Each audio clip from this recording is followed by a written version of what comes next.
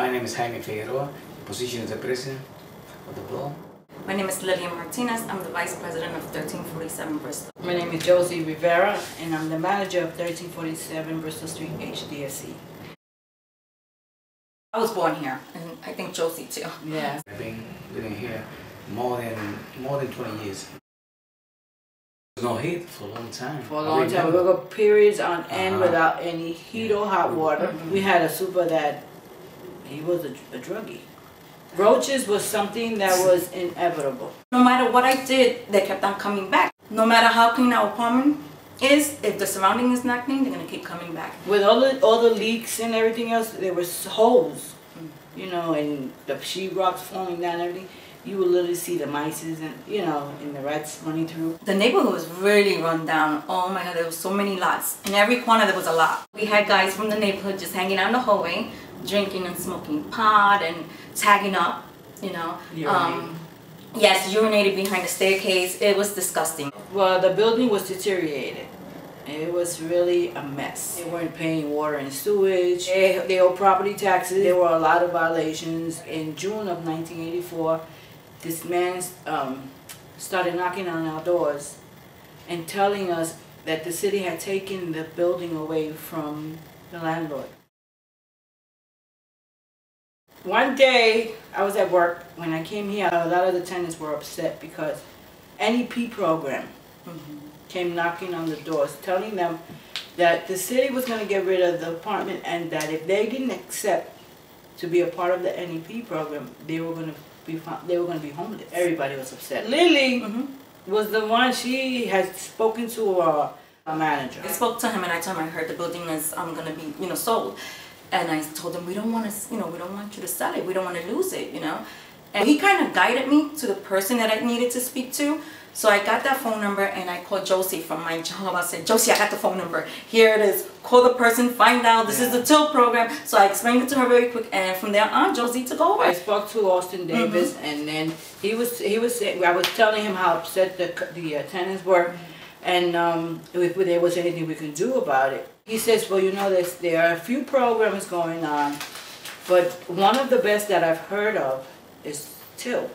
Before TIL, we had no notion whatsoever that we will own a piece of the brick in this building. No. We didn't even think about managing it. It took a lot, but it was worth it. If I had to do it all over again, would I? Yes, in a heartbeat. And I found out because Josie told me, Jaime, this is this. You know, we're going to stay with the building. When the city decided to let the building to us, I said, since God, man. We got a director from a program called Pueblo en Marcha. He came here to mediate us, to help us become a tenant association.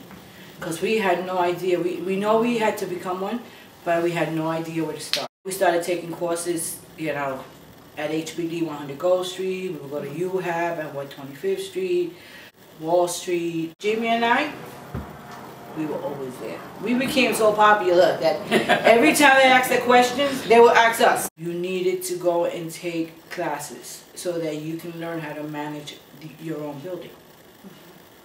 You know, that was a must. If you didn't do that, that means you weren't interested, so they were not going to waste time with helping you and you weren't actually helping yourself. It was all new to us and they entrusted us with certain responsibility. We started fixing the building ourselves because it was tagged up. It was nasty, disgusting, run down. We had guys from the street hanging out in the lobby, smoking weed. Once we became part of the TIL, we put our foot down and we said, no, we're not going to allow this. You guys cannot hang out here anymore. All the tenants got together and it didn't matter who it was. Everybody here had to chip in because we had to put the building, we had to get the building, and we don't want to lose the building. We painted the building and we got an exterminator every month. The minute we saw something was wrong, we would nip it in the butt.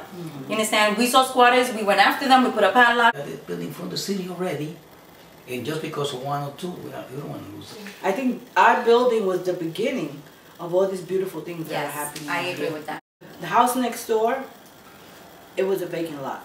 Right. For a year, I think for over 20 years. That house was vacant and there was nothing but rubbish there and trash, water. garbage. When we became TIL, I was so upset that I got it inspirational and I wrote my letters like I always do. And I sent it to the Department of Health. 2 years after that, or 3, they started building. Architect that designed the inside of the building. One day he came and he asked, well, how do you feel about going green? We had no idea about the recycling or anything else.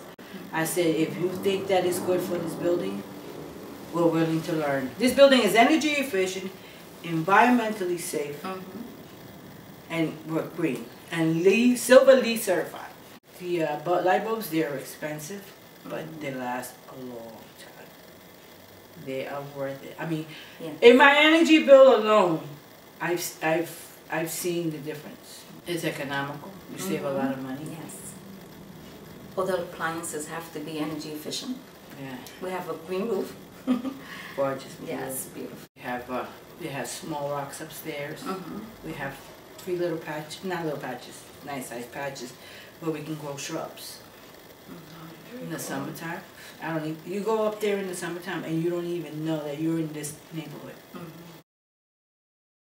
Salty, she's our coordinator from You Have. Salty was more than helpful. She's even come out here, to my house to mediate certain things. She clarified a lot of things. I was more than happy that she was able to come and clear the area. Emily Ying, she got us our first sell. We were able to sell an apartment thanks to You Have Marketing Match. Brian Sofa, I love him. My connectable guy. In the beginning, I had no idea. I would call him and say, oh my God, Brian, is the pebble in your shoe again? He says, all right, Josie, what happened now? And it's so great. This is a beautiful building. It is. Looking back, it was worth going through all the obstacles, that we hit. Now, we're able to live, I'm not saying high class or anything like that, but the way you're supposed to live. Clean air. Just by living in the building with my people, because I call them my family, I won't call them my neighborhood, I call my family. Our neighborhood is beautiful. I don't know, I'm not going to lie, but it looked to me like everything stopped on this building. I think we were the blessing for the neighborhood. What I'm proud of is the teamwork that we have, together, as a family, as friends, as shareholders. I've helped others live a better life, live in a better building with affordable rents. We start from nothing and look what we are now. Exactly. I'm very proud. Yes. It's been a blessing.